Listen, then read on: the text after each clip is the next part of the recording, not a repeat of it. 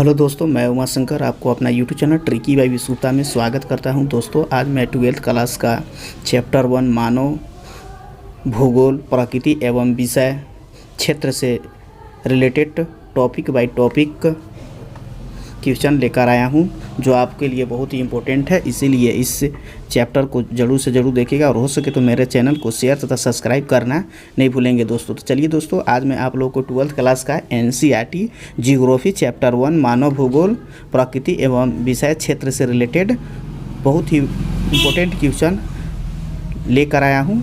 आज मैं आप लोगों को टॉपिक बाय टॉपिक बहुत ही विस्तारित से बताने वाला हूं। तो चलिए देखिए, यहाँ पर है मानव भूगोल प्रकृति एवं विषय क्षेत्र। इससे रिलेटेड आप लोगों को कौन कौन से चैप्टर पढ़ना है, यहाँ पर देखिए। सबसे पहले हम लोग भौतिक विज्ञान, भूगोल, मानव भूगोल की विचारधाराएं, नियतिवाद, संभववाद, नवनीतिवाद, भूगोल के क्षेत्रक, ये हम लोग पार्ट 1 में जानेंगे। और इसमें हम लोग बहुत ही विस्तार से जानेंगे कि आखिर क्या है, उसके बारे में हम लोग विस्तार से यहाँ पर देखते हैं। तो यहाँ देखिए, सबसे पहले हम लोग जानते हैं भूगोल जिसको हम लोग जियोग्राफी 2 ग्रीक शब्दों से मिलकर बना है, जिनका अर्थ होता है पृथ्वी का वर्णन करना या पृथ्वी का अध्ययन करना। अर्थात यह 2 शब्दों से मिलकर बना है, जिसे हम लोग इंग्लिश में जियोग्राफी बोलते हैं। और जियोग्राफी शब्द जो एरेटोस्थिनीज को भूगोल का जनक भी कहा जाता है। भूगोल को 2 भागों में बांटा गया है। पहला को बोलते हैं भौतिक भूगोल, जो हमको 11th क्लास में पढ़ना था, जबकि दूसरा का है यहाँ पर मानव भूगोल, जो हम लोग को 12th क्लास में पढ़ना है। तो इसमें आप लोग को बताया गया है। तो चलिए आज हम लोग देखते हैं भूगोल को कितने भागों में बांटा गया है। तो जैसा कि यहाँ देख रहे हैं भूगोल है, भूगोल को हम लोग 2 भागों में बांट दिए हैं, भौतिक भूगोल और मानव भूगोल। और भौतिक भूगोल के अंतर्गत क्या क्या है उसके बारे में हम लोग जानेंगे, और मानव भूगोल के अंतर्गत क्या क्या है उसके बारे में हम लोग जानते हैं। तो भौतिक भूगोल के अंतर्गत हम लोग जलवायु विज्ञान, भू आकृति और महासागरीय विज्ञान के बारे में अध्ययन करेंगे। यह हमारे भौतिक भूगोल के अंतर्गत आते हैं। इन सभी को बारे में हम लोग विस्तार से जानेंगे। भौतिक भूगोल जो भौतिक पर्यावरण पर डिपेंड करता है और इसी के द्वारा हम लोग यहाँ पर जानते हैं, इसमें बताया गया है। इसके अंतर्गत अब हम लोग देखते हैं मानव भूगोल। तो मानव भूगोल के अंतर्गत हम लोग जानते हैं कि जनसंख्या भूगोल, कृषि भूगोल,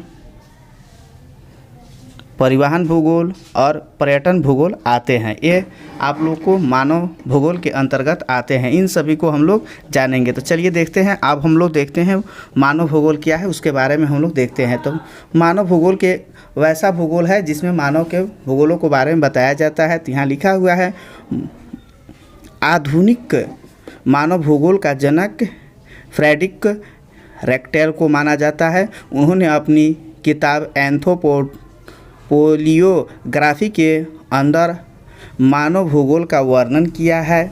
इसके बाद यहाँ देखिए, अब हम लोग जानते हैं कि क्या इन लोग का क्या परिभाषा है। इसके बारे में यहाँ जिसे देख रहे हैं, ये आपको रेक्टेल जो हमारे मानव भूगोल के जनक हैं, यहाँ उन्होंने भी परिभाषा दिया है। उनके अंतर्गत रेक्टेल के अंतर्गत बताया गया है, मानव भूगोल मानव समाज और पृथ्वी के बीचों के संबंध को संश्लेषित अध्ययन है। अर्थात इसमें बताया गया कि मानव समाज और पृथ्वी के बीच जो संबंध बना हुआ है उसी को यहाँ पर कहा गया है। इसके बाद दूसरा में बताया गया है, एलन सी सैंपल के अनुसार मानव भूगोल स्थिर पृथ्वी और क्रियाशील मानव के बीच परिवर्तन संबंधों का अध्ययन कराता है। इस तरह से यहाँ पर बताया गया है। ये सैंपल के द्वारा बताया गया है कि इस अस्थिर पृथ्वी और क्रियाशील मानव के बीच में, जिस तरह से पृथ्वी जो स्थिर है उसी तरह से क्रियाशील मानव, अर्थात क्रियाशील मानव का अर्थ ही होता है कि क्रियाशील अर्थात वह मानव क्रियाशील है, कार्यरत है। इस तरह से यहाँ पर बताया गया है। दोनों के बीच बहुत ही परिवर्तनशील संबंधों का अध्ययन इसमें बताया गया है। इस तरह से यहाँ पर बोला गया है। इसके बाद हम लोग जानते हैं मानव भूगोल की विचारधाराएं। मानव भूगोल के विचारधाराएं क्या है उसके बारे में यहाँ जानते हैं। तो देखिए, मानव भूगोल की विचारधाराओं को 3 भागों में बांटा गया है। पहला को नियतवाद कहते थे, संभववाद कहते थे और निश्चयवाद कहते थे। तो सबसे पहले हम लोग मानव भूगोल की परिभाषा को जानते हैं, विचारों को जानते हैं। मानव भूगोल का विचारों से हमारा अभिप्राय अलग अलग वैज्ञानिकों के मानव भूगोल को देखने के लिए नज़रिए से है। साधारण शब्दों में कहें तो आज तक मानव भूगोल के अनेकों वैज्ञानिक उन सब वैज्ञानिकों ने जिस तरह से मानव और पृथ्वी के संबंधों को देखा, उन्हीं से ही भौगोलिक विचार बनी है। मानव भूगोल की मुख्यतः 3 विचारधाराएं हैं, नियतवाद, संभववाद और नवनियतिवाद के रूप में यहाँ पर बांटा गया है। इसी की तरह उन लोगों ने बताया है, अपने विचारों को प्रकट किया है। इसमें नियतिवाद और संभववाद और नवनियतिवाद के बारे में उन्होंने अपनी विचारधाराओं को प्रस्तुत किया है। अब हम लोग इसके बाद देखते हैं कि इसके अंतर्गत क्या क्या आते हैं और क्या क्या है, नियतवाद क्या है, संभववाद क्या है और नव संभववाद क्या है, इसके बारे में हम लोग देखते हैं। तो चलिए सबसे पहले हम लोग देखते हैं निश्चयवाद, नियतिवाद। निश्चयवाद अर्थात निश्चयवाद और नियतिवाद दोनों एक ही है। नियतिवाद मतलब अर्थात नियत होता है, अर्थात किस तरह से नियत है उसके बारे में यहाँ पर हम लोग जानते हैं। यहाँ देखिए बताया गया है, यह विचारधारा मानव भूगोल की प्रारंभिक विचारधाराओं में से एक है। यह एक है, इसके अंतर्गत उस मानव का जिक्र किया गया है जो आदिम था। आदिम मतलब होता है पुराने ज़माने का, आदिवासी आदिम लोगों को कहा जाता था। पृथ्वी से डर कर रहता था, अर्थात वे पृथ्वी से डर कर रहते थे।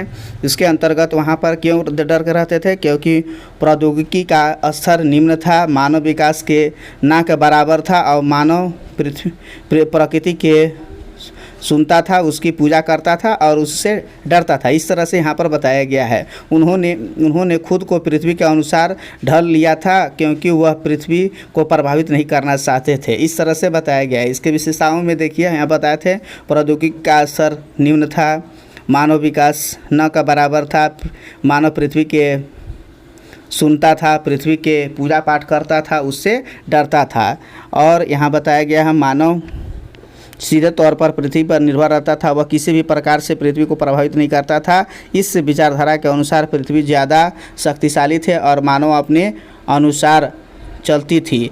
उदाहरण के लिए जैसे यहाँ देखिए, पुराने समय में जब आदि मानव ना था तो बारिश होने पर वह सिंचाई के अन्य साधन ना ढूंढ पाना पृथ्वी की पूजा करते और उससे खुश करने में लग जाते ताकि बारिश हो सके और अच्छे खेती हो सकते। अर्थात वे ये सब के बारे में जानकारी उन्हें नहीं थी कि सिंचाई करने के लिए हमें नल या फिर मान लीजिए नदियों से हम पानी को प्राप्त कर सकते हैं या नलों के माध्यम से हम पानी को करके अपना सिंचाई कर सकते हैं, अपनी कृषि कर सकते थे। लेकिन वैसा वे नहीं करते थे और वे पृथ्वी प्रकृति पर ही डिपेंड रहते थे। अर्थात इस तरह से नियतवाद अर्थात प्रकृति के अनुसार चलने वाले वाद को कहा जाता है। इस तरह से इसमें बताया गया है। इसमें नियतिवादी का अर्थ ही होता है जो प्रकृति पर निर्भर थे। वे प्रकृति के साथ छेड़छाड़ कुछ भी नहीं करते थे, प्रकृति के अनुसार ही चलते थे क्योंकि उनमें सोचने समझने की क्षमता इस काल में नहीं थी, जिसके कारण वे प्रकृति पर ही निर्भर रहते थे। इसके बाद यहाँ देखिए बताया गया है, मानव का प्रकृतिकरण अर्थात मानव प्रकृति पर ही निर्भर रहते थे, प्रकृति के अनुसार ही चलते थे। निश्चयवाद की स्थिति को ही मानव का प्रकृतिकरण कहा जाता है। निश्चयवाद की स्थिति को ही मानव का प्रकृति कहते थे। इस स्थिति के अंदर मानव ने पृथ्वी के अनुसार जीना सीखा और मानव के ऊपर पृथ्वी पर प्रभाव ज़्यादा था। इसके समर्थक रेटजेल और हेमबोल्ट थे। अर्थात इसमें बताया गया है कि मानव प्रकृति पर ही निर्भर रहता था, प्रकृति के अनुसार ही जीना चाहता था। इसके बाद दूसरा का हम लोग देखते हैं संभववाद। संभववाद के अंतर्गत इसमें विचारधारा दिया गया है। इस विचारधारा के अंतर्गत समर्थक विडाल डी ला ब्लास थे। अर्थात संभववाद इसमें हो जाता है टेक्निकल मामला ज़्यादा था। इसमें लोग प्रकृति के अनुसार नहीं मानव के अनुसार थे, अर्थात मानव अपने अनुसार प्रकृति को कर लिया था। इसमें बताया गया है। इसमें देखिए बताया गया है, यह विचारधारा निश्चयवाद से आगे की स्थिति का वर्णन करते हैं जब मनुष्य का विकास हुआ और वह प्रकृति के नियमों को समझने लगा। अर्थात जब विकास हुआ, उनमें बुद्धि आ गई, उनका विवेक बढ़ने लगा तो वे प्रकृति के नियमों को समझने लगे और उनके अनुसार जो भी बताया जाता था उनसे पहले ही वे कर लेते थे। इस तरह से इसमें बताया गया है। एक बाद यहाँ बताया गया है प्रकृति के नियमों, अर्थात वे प्रकृति को नियमों को समझने के बाद मनुष्यों ने प्रकृति को प्रभावित करना शुरू किया और अपने अनुसार प्रकृति को ढालना शुरू किया। अर्थात वे प्रकृति को प्रभावित करने लगे। इस वाद में बहुत से टेक्निकल मामले को बढ़ाने लगे। कोई भी दिक्कत होता था तो वे तुरंत ही उसका आविष्कार कर लेते थे। इसके साथ ही यह बताया गया मनुष्य पृथ्वी से स्वतंत्र होकर रहने लगे, अर्थात वे स्वतंत्र रहकर रहने लगे, अपने अनुसार पृथ्वी को बदलने लगा, पृथ्वी पर उपस्थित संसाधनों का उपयोग करना सीख गया। उदाहरण के लिए मानव ने गर्मी में बचने के लिए कूलर और सर्दी में बचने के लिए स्वेटर बनाना सीख लिया। इस तरह से उन्होंने इसका उपयोग किया। अर्थात इससे साफ पता चलता है कि वे प्रकृति के अनुसार नहीं, प्रकृति उनके अनुसार हो गया था। इस संभववाद में उन्होंने प्रकृति के साथ बहुत ही छेड़छाड़ किया, वे प्रकृति को बहुत प्रभावित किए। यहाँ पर देखिए बताया गया है प्रकृति का मानवीकरण, अर्थात प्रकृति को मानव द्वारा बहुत से प्रभावित किया गया। इसमें बताया गया है प्रकृति का मानवीकरण उस स्थिति को कहा जाता है जब मनुष्य प्रकृति के नियमों को समझकर प्रकृति को प्रभावित करने लगता है, अर्थात प्रकृति को जानकर भी उन्हें क्षतिग्रस्त करते हैं। इस तरह से वहाँ पर बताया गया है। इसके बाद बताया गया है नियतिवाद विचारधाराओं में, जहाँ मनुष्य पृथ्वी के अनुसार रह कर अब अपने पृथ्वी को अपने अनुसार परिवर्तित करना सीख लिया है, उसे ही प्रकृति का मानवीकरण कहा जाता है। अर्थात मानव ने अपने सुख सुविधा के लिए प्रकृति को दिन प्रतिदिन नष्ट करते जा रहा है, अनेक से टेक्निकल मामले का उपयोग करते जा रहे हैं। इसके बाद हम लोग देखते हैं नवनिश्चयवाद। नवनिश्चयवाद क्या है उसके बारे में हम लोग यहाँ देखते हैं। यहाँ देखिए बताया गया है नवनिश्चयवाद और संभववाद के बीच का रास्ता है, अर्थात ये दोनों को मिलाकर ही नवनिश्चयवाद का बना है। इसमें ये प्रकृति के अनुसार भी चलते हैं और मानव के अनुसार भी चलते हैं। इसे रोको और जाओ निश्चयवाद भी कहा जाता है। इसे रोको और जाओ निश्चयवाद भी कहा जाता है। इसके अनुसार मनुष्य को न तो पूरी तरह से प्रकृति को बदला जा सकता है और न ही प्रकृति की पूरी तरह से मानवीय को प्रभावित कर सकते हैं। इसके बाद बताया गया मानव केवल प्रकृति के नियमों को समझकर पृथ्वी को अपने अनुसार, अपने रहने अनुसार बना सकता है। यह विचारधारा न तो निश्चयवाद की तरह पूर्ण रूप से प्रकृति को मनुष्य से ऊपर दिखाई देती है और न ही संवाद की तरह मानव को प्रकृति से ऊपर दिखाती है। यह इन दोनों के बीच का रास्ता दर्शाता है। इस तरह से इसमें बताया गया है, अर्थात नवनिश्चयवाद दोनों को मिलाकर बना है, प्रकृति के अनुसार और क्या कहलाता है आप लोग को मानव के क्रियाकलापों के अनुसार बनाया गया है। इस तरह से यहाँ पर बताया जा रहा है, जैसा कि आप यहाँ देख रहे हैं। इस तरह से कह सकते हैं कि नवनिश्चयवाद ऐसा निश्चयवाद है जिसमें प्रकृति और मानव की क्रियाकलापों को इसमें बताया जाता है, अर्थात इसमें प्रकृति के अनुसार और मानव के अनुसार यह आधारित होती है। जैसा कि यहाँ देख रहे हैं यह विचारधारा न तो निश्चयवाद की तरह पूर्ण रूप से प्राकृतिक को दर्शाए मनुष्य से ऊपर दिखाती है और न ही संवाद की तरह मानव को प्रकृति से ऊपर दिखाई देती है, अर्थात न ही मनुष्य को ऊपर दिखाया जाता है और न ही प्रकृति को दिखाया जाता है। इस तरह से इसमें बताया गया है। यह इन दोनों के बीच का रास्ता को दर्शाती है। इस तरह से यहाँ पर देखिए बताया गया है और इसमें कहा गया है कि इसमें आप लोग को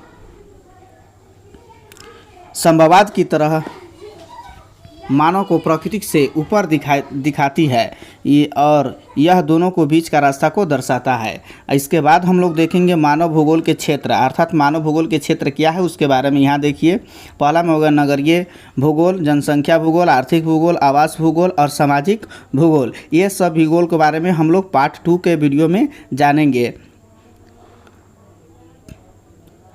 इस तरह से आप लोग देख सकते हैं। इसमें देखिए आई होप यह अगर वीडियो अच्छा लगा होगा तो नेक्स्ट चैप्टर के लिए आप नोट्स लिंक से इसे डिस्क्रिप्शन से भी ज्वाइन कर सकते हैं या टेलीग्राम भी ज्वाइन कर सकते हैं और इंपॉर्टेंट क्वेश्चन जान सकते हैं। और हाँ, मेरे चैनल को शेयर तथा सब्सक्राइब करना नहीं भूलेंगे। क्योंकि अगर आप इस चैनल को सब्सक्राइब और शेयर कर देते हैं, इसी तरह से मैं आप लोगों के लिए बहुत बड़ा वीडियो लेकर आऊँगा जो आप लोग के लिए केयरफुल होगा।